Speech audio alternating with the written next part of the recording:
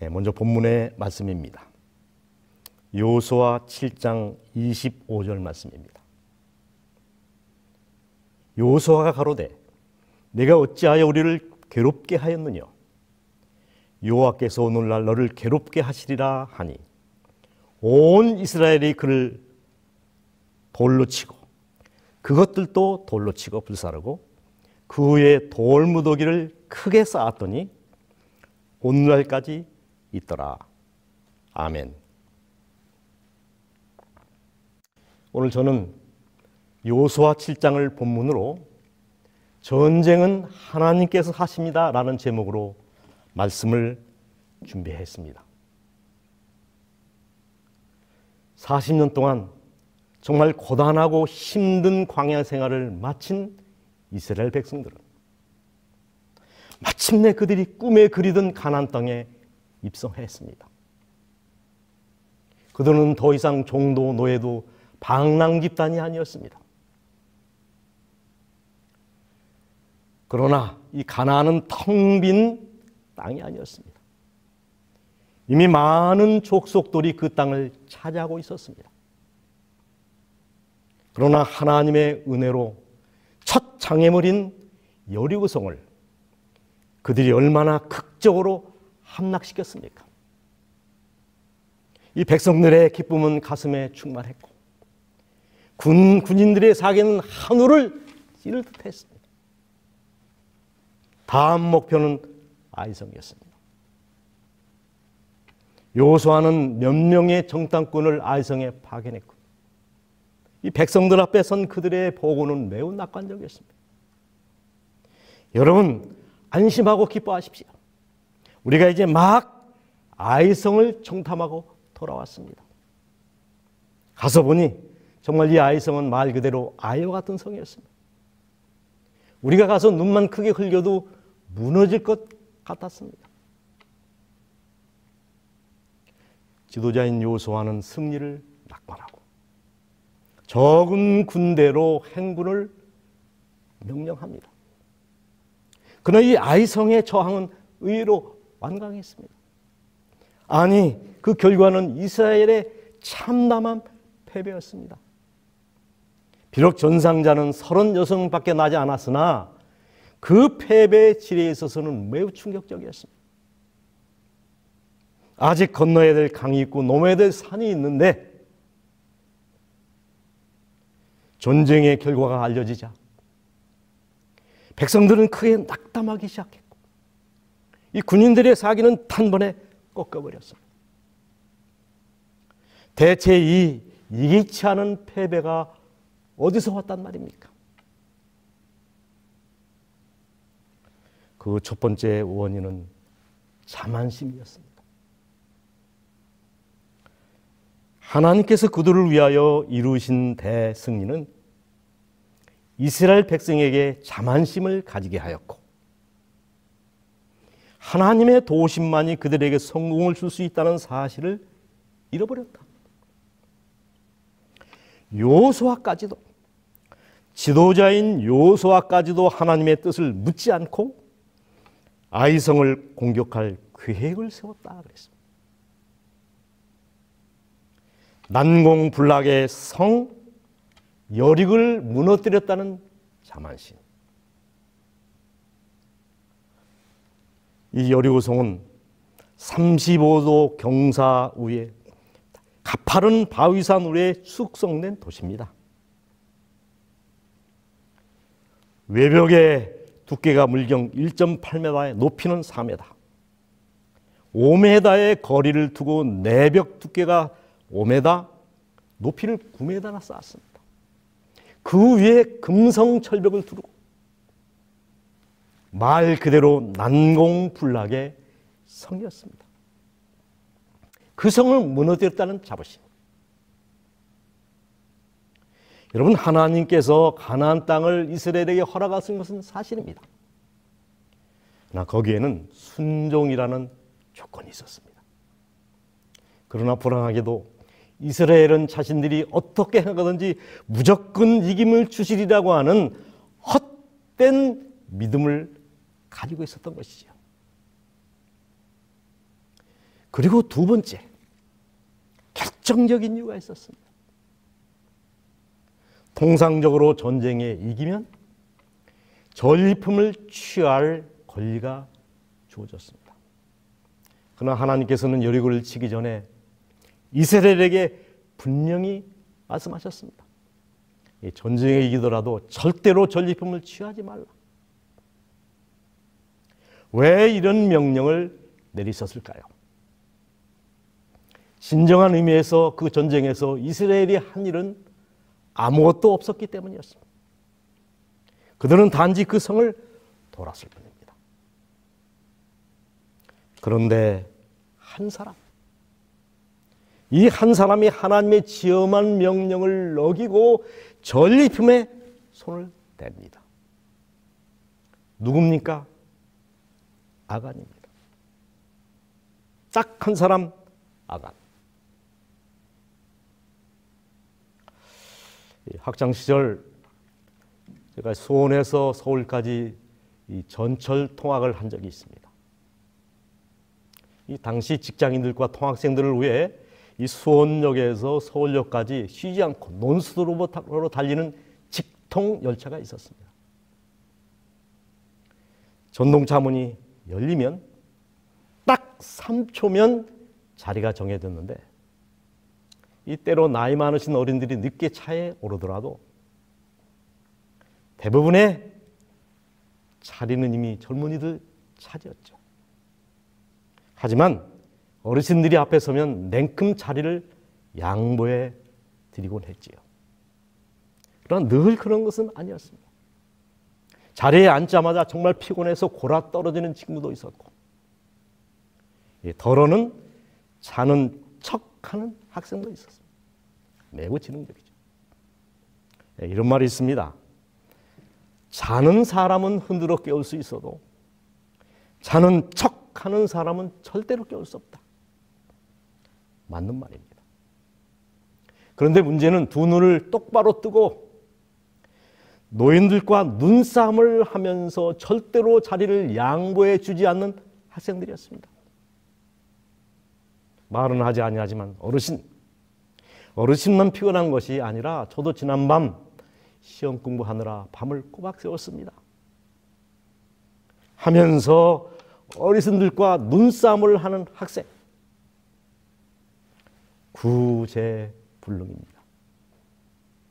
자, 지금 아간이 하나님과 눈싸움을 하고 있습니다. 이 아간은 이스라엘이 전쟁에 패배한 것을 잘 알고 있었습니다. 왜 패배했는지, 그래서 군인들이 얼마나 큰 낙담에 빠져 있는지, 특별히 지도자인 여호수아가 얼마나 큰 슬픔에 빠져 있는지, 그리고 마침내 제비 뽑는 일이 시작됐다는 사실을 알고 있었습니다. 유다 지파, 세라 증손, 삽디 손자, 갈미 집안. 여러분, 하나님은 당장 너 아간 이렇게 하지 아니하시고 왜 번거롭게 제비 뽑는 일을 하라 명하셨습니까? 이렇게 제비가 뽑히는 동안이라 할지라도 아간이 자신의 죄를 고백하기에 너무 늦지 않았다는 것입니다. 그러나 이 아간은 지목의 화산이 점점 자기 자신을 향하여 좁혀오고 있음을 알았음에도 불구하고 마치 그 입이 임봉된 사람처럼 끝내 자신의 죄를 고백하지 않았습니다. 아간. 여러분, 이 아간의 문제는 그가 얼마나 큰 죄를 지었느냐가 아닙니다. 회개할 기회가 주어졌지만 그 기회를 영원히 놓쳐버린 것입니다. 가라사대 보라, 지금은 은혜 받을 만한 때요, 보라 지금은 구원의 날이로다. 여러분, 아직 교회 문이 활짝 열려있는 동안, 자비의 문이 열려있는 동안 죄를 고백하고 용서를 경험하시기 바랍니다. 회개할 기회를 놓치는 것은 구원을 놓치는 것입니다.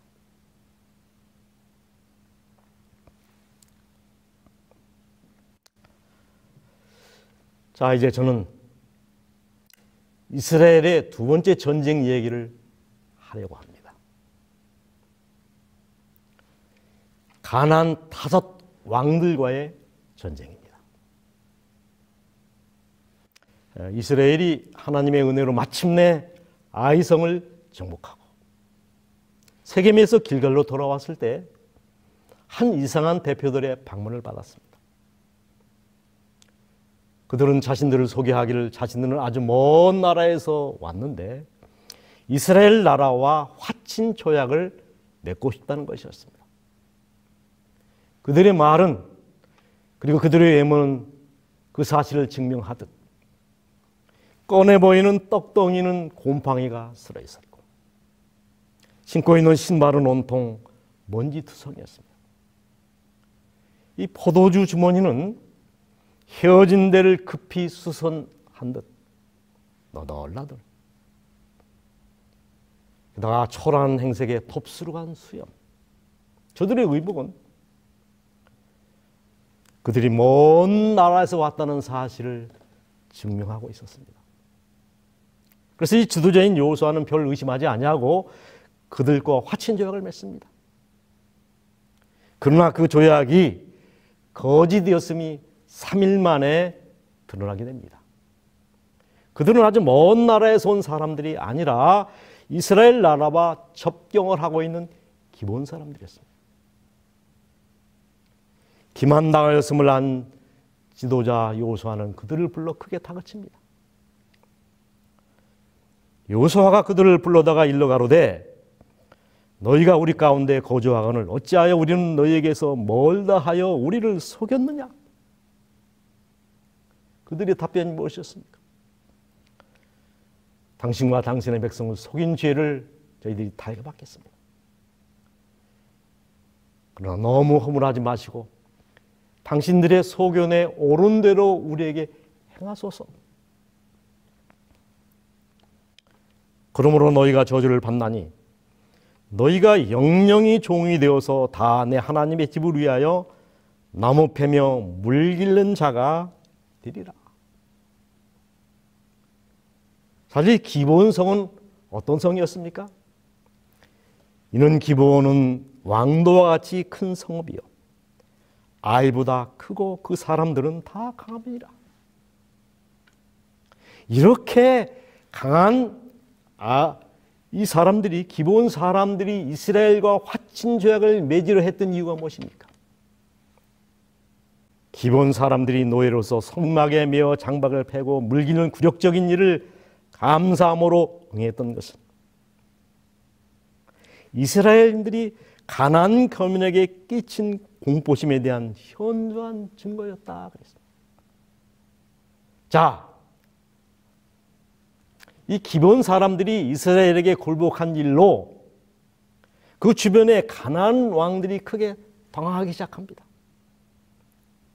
그들은 즉시 침략자와 화친 조약을 맺은 기브온에 대한 복수를 시작합니다. 예루살렘 왕 아도니세덱의 지휘하에 가나안의 5 왕들이 힘을 합쳐서 갑자기 기브온을 공격해 온 것입니다. 다급해진 이 기브온 사람들은 길갈에 있는 여호수아에게 긴급한 도움을 청합니다. 올라와서 우리를 구하소서. 아모리 사람의 왕들이 다 모여 우리를 치나이다. 여러분, 이 비록 조약이 기만적으로 이루어졌지만은 여호수아는 기브온과의 언약 지키는 일에 신실했습니다. 기브온을 침략한 가나안 5 왕들과의 전쟁, 이 기브온을 위한 대리 전쟁을 치르게 된 것이죠. 여호수아 7장 이하에 그 말씀이 잘 기록되어 있습니다. 여호수아가 모든 군사와 용사로 더불어 길갈에 올라가니라. 때 여호와께서 요수아에게 이르시되 그들을 두려워하지 말라. 내가 그들을 내 손에 붙였으니 그들이 한 사람도 너를 당할 자가 없으리라 하신지라.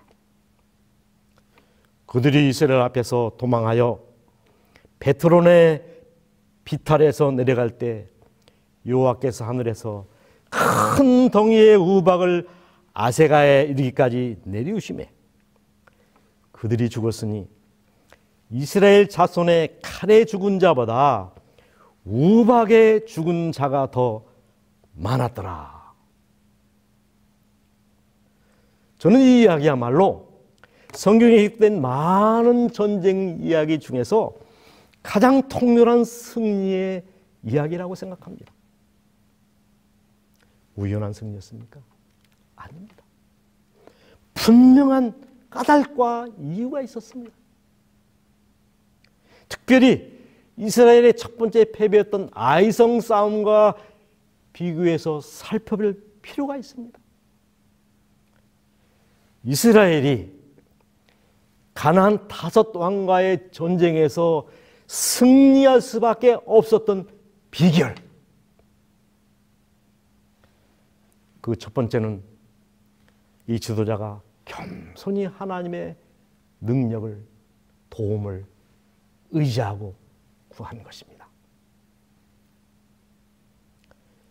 요수아는 하나님께로부터 이스라엘의 원수를 분명히 멸하시겠다는 약속을 받았으나 그는 승리가 오로지 이스라엘의 군대에게 달려있는 것처럼 그 싸움에 열렬한 노력을 기울였다. 하나님의 뜻을 묻지 않고 싸웠다.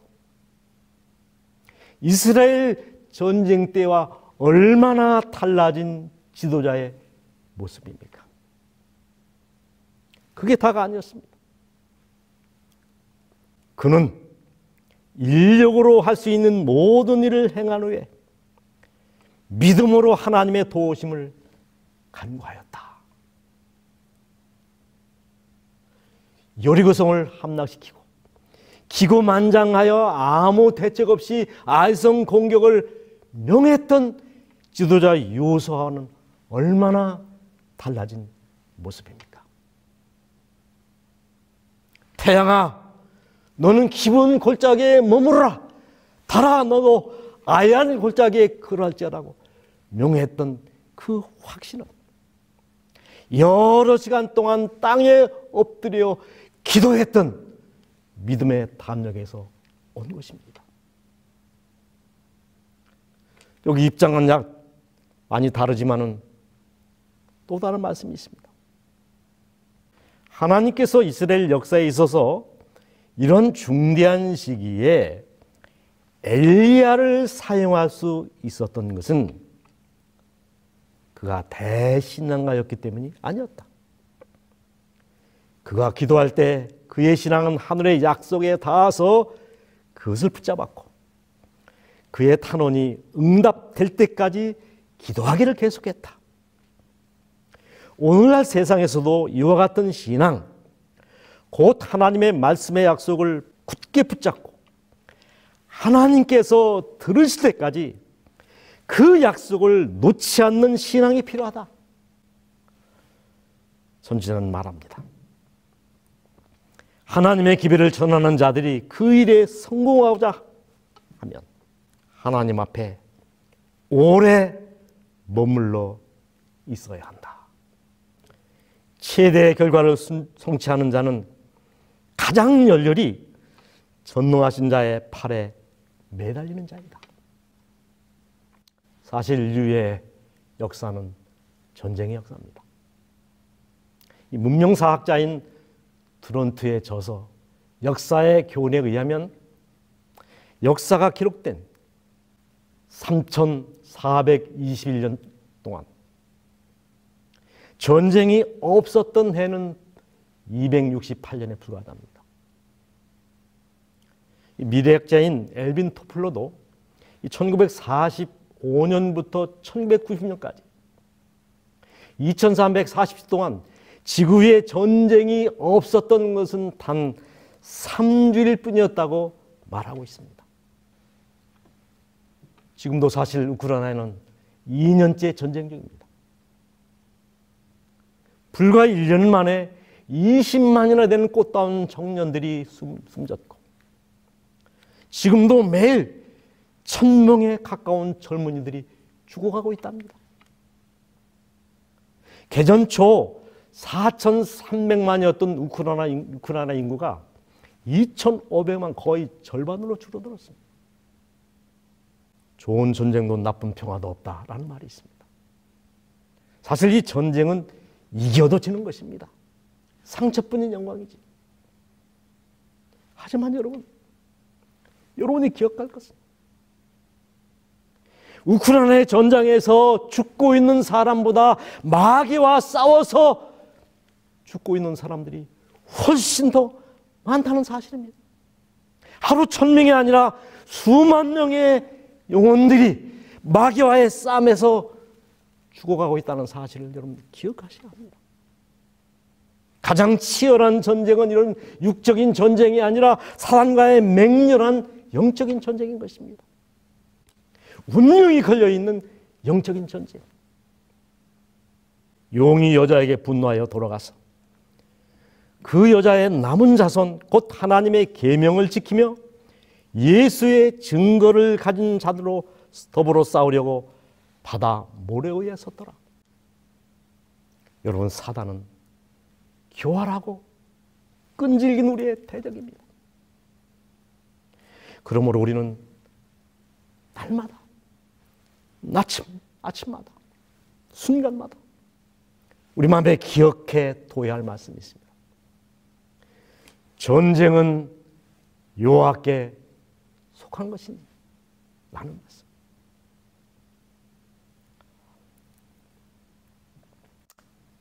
(1967년) 이스라엘이 아랍 13개 국가와 6.1 전쟁을 치른 그 사실을 여러분이 기억하실 것입니다.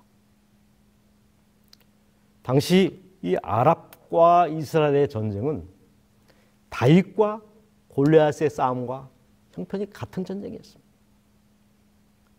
이스라엘 병력은 27만에 불과했고, 탱크는 1000여 대, 항공기는 그저 한 500대. 아랍 측의 병력은 거의 2배입니다. 모든 게 2배입니다. 43만, 탱크가 3000대 가까이 있었고, 이스라엘 군의 무기로 보면 2배 이상이 넘었습니다.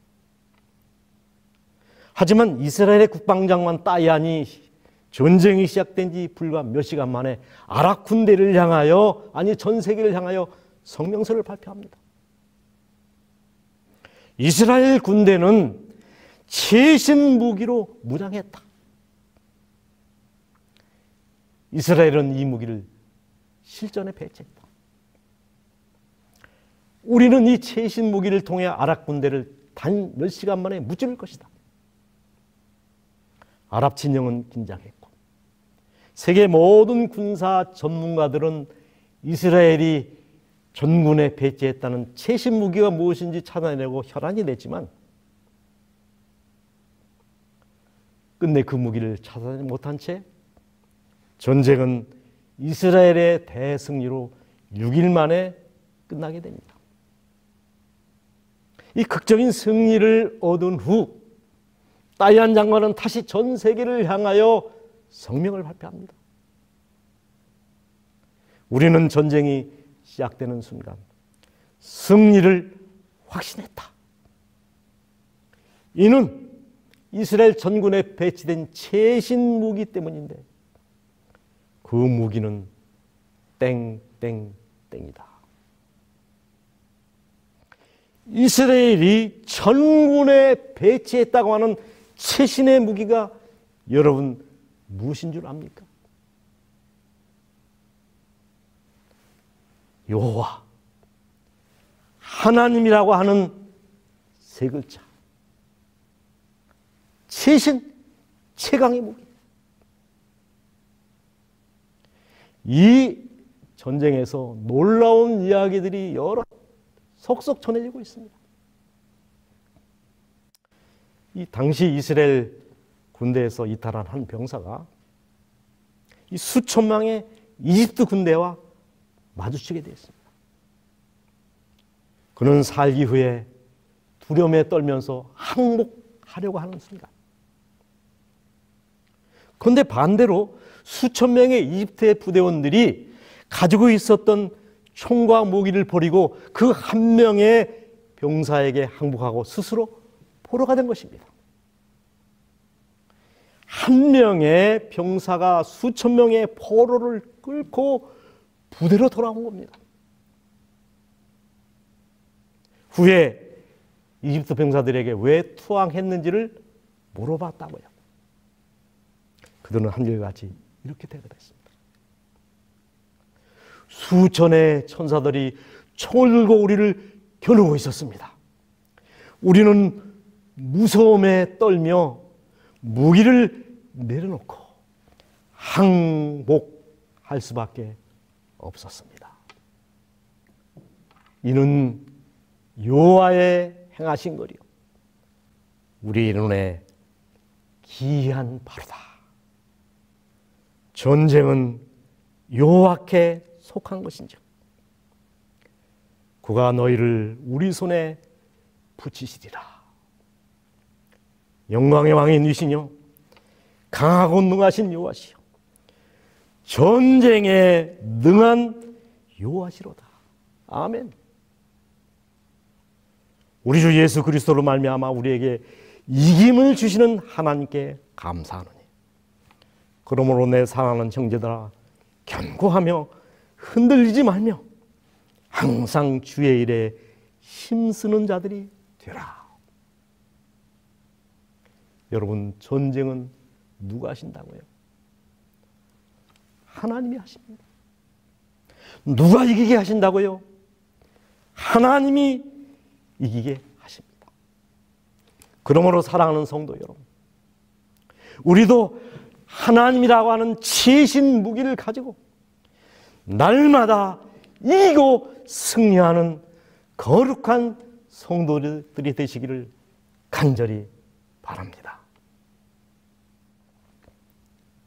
하늘에 계신 아버지, 전쟁은 하나님께 속한 것이라고 말씀해 주셨사오니 우리 홀로 싸우지 아니하고 이제는 우리의 대장 되시는 예수님 뒤에 우리 자신을 감추고 기도와 말씀으로 싸워 이기게 하여 주시옵소서. 예수님의 이름으로 기도합니다. 아멘.